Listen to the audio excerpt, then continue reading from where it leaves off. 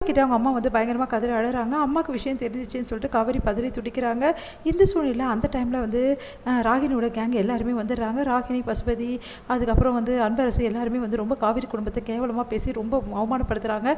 தாத்தா வந்து செமையாக டென்ஷன் ஆகி வந்து எனக்கு எல்லா உண்மையும் தெரியும், காவேரி வந்து எந்த தப்புமே செய்யலை, காவேரி அவன் தங்கச்சி உயிரை காப்பாற்ற தான் இந்த வேலையை செஞ்சுருக்கா, அதுவும் என் பையன் பேர மேலே தான் எல்லா தப்புமே இருக்கா, அவன் தான் வந்து கட்டாயப்படுத்தி கல்யாணம் பண்ணியிருக்கான்ற விஷயத்தை எல்லாத்தையும் சொல்கிறாரு. அது கேட்டு எல்லாருமே அதிர்ச்சி அடைகிறாங்க. இந்த சூழ்நிலை விஜய் வராரு. விஜய் வந்து இப்படி பண்ணிட்டீங்களே, என் பொண்ணோட வாழ்க்கை இப்படி பாழ் பண்ணிட்டீங்களா, அவள் உங்களுக்கு என்ன பாவம் செஞ்சா, ஒரு வருஷம் வந்து கான்ட்ராக்ட் முறையில் கல்யாணம் பண்ணியிருக்கீங்க, இந்த ஒரு வருஷம் காலம் வந்து உங்களுக்கு பொண்டாட்டியாக தானே நல்லபடி இருந்தா, அவள் இந்த குடும்பத்துக்கு எல்லாமே பார்த்து பார்த்து செஞ்சாலே, இப்போ ஒரு வருஷம் கழிச்சு கான்ட்ராக்ட் முடிஞ்சிச்சுன்னு சொல்லிட்டு அவளை வந்து அமுச்சு விட்டீங்களே, நீங்கள்லாம் வந்து உங்களெல்லாம் என்ன சொல்கிறது நான் அப்படின்னு சொல்லிட்டு காவேரி அவங்க அம்மா வந்து அழுது புலம்புறாங்க. இதை பார்த்து தாத்தாவும் வந்து விஜய் அதிர்ச்சி அடைகிறாங்க.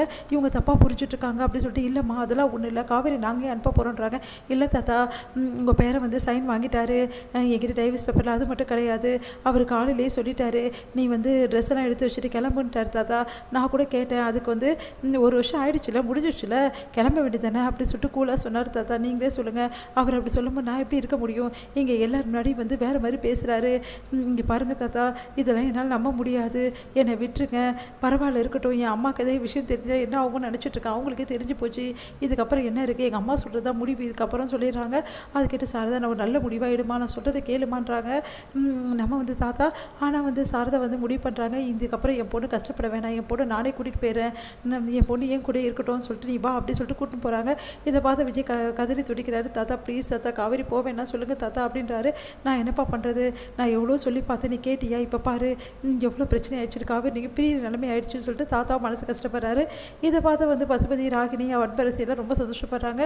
இங்கே வந்து காவேரி நினச்சி ரொம்ப ஃபீல் பண்ணிட்டுருக்காரு விஜய்.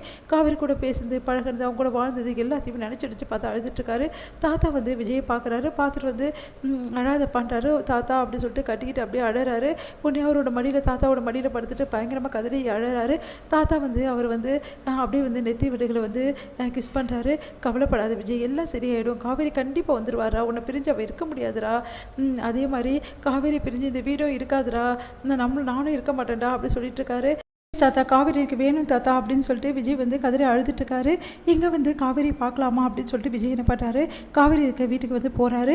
அங்கே போயிட்டு எட்டி பார்த்துட்ருக்காரு. காவேரி வருவாளான்னு சொல்லிட்டு காவேரியே வரல. உடனே நர்மதா தான் வெளியே இருக்காங்க. நர்மதா அப்படின்னு சொல்லிட்டு பார்க்குறாரு. பார்த்துட்டு நர்மதா என்ன பண்ணுறது தெரியாமல் அப்படியே பார்த்துட்டு போயிடுறாங்க.